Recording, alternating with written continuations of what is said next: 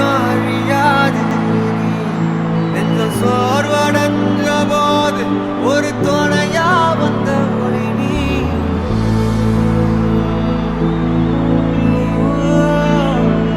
கண்ணில் நீர் வடிஞ்ச போது சிறு துணியா எந்த ஒரு எதிர்பார்ப்புமே இல்லாம நீங்க என் மேல வச்சிருக்கிற இந்த அன்புக்கு நான் திருப்பி என்ன செய்ய போறேன் நண்பா? கடைசியா ஒரு குட்டி யோசிச்ச